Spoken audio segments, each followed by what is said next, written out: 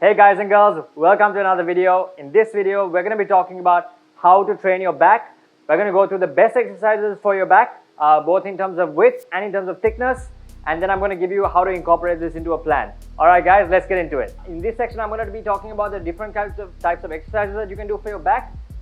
So basically, there are various ways of attacking your back, various different angles, different exercises, different rep ranges, and different ways of doing that. But if you want to break it down into really simple, stupid terms, you could do it in two ways. So one of the ways to work your back is by working the width of your back. Working the width of your back basically makes the back wider and gives that cobra shape.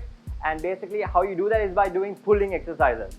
So things like pull-ups, pull-downs, or one-arm pull-downs, etc. Work the width of your back.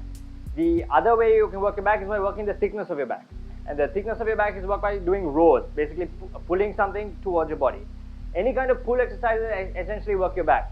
The last time I spoke about chest, shoulders and triceps, those are basically all pushing exercises. This is the opposite, which is pull. It's important to work your back even though it's a muscle that you generally can't see unless you look in the mirror, because the back gives your body like a overall more pleasing aesthetic. And also in terms of functionality, the back is one of the biggest muscles in your body. It's super important. And it keeps your body upright and makes sure that you have good posture as well. In terms of fitness training for marathons and Ironmans, the back is extremely important because you need back muscles to be able to endure. It's essential for stabilizing your body, and especially when you're on a bike for so long, you need to be able to sit in that kind of pronated position for about, if you're doing an Ironman, 180 kilometers. So you need to be able to have a strong back and a strong core as well, to be able to sit in that position for a prolonged period of time. When it comes to the exercises specifically, for pull exercises, there's a variety that you can do, but essentially the best two are pull-ups and that pull-downs. Pull-up is essentially when you bring your body up to the thing, and a pull-down is when you pull the bar down to your sternum, basically like this. These are exceptionally good exercises. And for your back, if you're going for strength, you would want to work in the 4 to 6 rep ranges. If you're working for hypertrophy, you would want to work in the 8 to 12 rep range.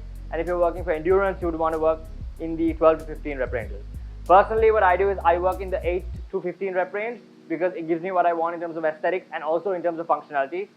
When I was training for Ironman and marathons as well, I generally train in this rep range, and it helps me in all different areas as well.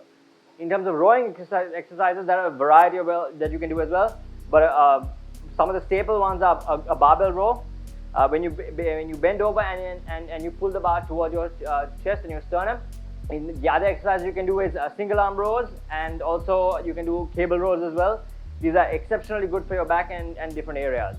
The way you can actually target different areas, specific areas of your back by using different exercises. For example, pull exercises that are done for width work the lat muscle, and pull exercises that work the thickness work basically the middle of the back and the upper portion of the back as well.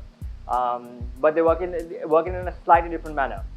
The back also has some extra components, which are the traps as well. The traps generally are part of the shoulders, I guess, as well. But you can do shrugs for your traps, and there's another exercise that's really good for your back, for your lower back, which is the deadlift.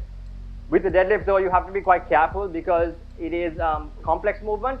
So I would suggest starting with lower weights for deadlifts first, and then going into higher weight and higher rep ranges as well, and progressively overloading your back for your deadlifts. The other principle I wanted to talk to you guys about is about progressive overload. When training any muscle group, you want to be able to progressively overload your muscles. Now, you can progressively overload by a variety of ways.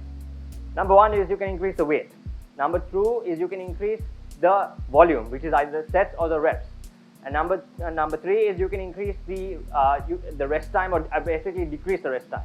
So, for example, when you increase the weight, you can essentially, if you're doing 5 kilos per week, for example, next week you can do 10 kilos. However, that gets to a point where sometimes doing more than 10 kilos might be too much. This is where you can increase your volume. So instead of doing 3 sets of 10 kilos, you can do 4 sets, or you can do 3 sets, instead of doing 3 sets of 12 reps for 10 kilos, you can do 3 sets of 15 reps for 10 kilos, and then increase the weight. Ideally, you should always try to progressively overload with weight, but there will be some times when you get stuck where then you go to volume. The other way you can do it is also by increasing or decreasing your rest time. If you decrease your rest time, you essentially are like in between each set, if you're taking 1 minute, maybe you take 30 seconds next time. And then likewise, then you go to volume, and then you go to weight. So that's the one.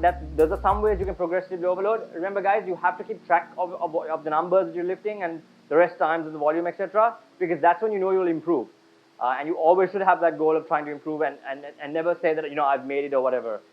Because that's the mentality that I want to pass on to you guys. In terms of how often you should train your back, I recommend training the back at least twice a week, because you want to be able to work your pull, your width and your rows, basically in an entire week, which is actually really helpful, because then you target your entire back by doing this. Okay, guys, if you like this video, please give it a thumbs up, and do subscribe to my channel by clicking the red notification button and click the bell icon, because I'll be releasing a video every single week. And thank you guys for all your support and for subscribing and watching so far. I really appreciate it. It motivates me and helps me put out more videos and great content for you guys and girls. So I'll see you guys in the next video.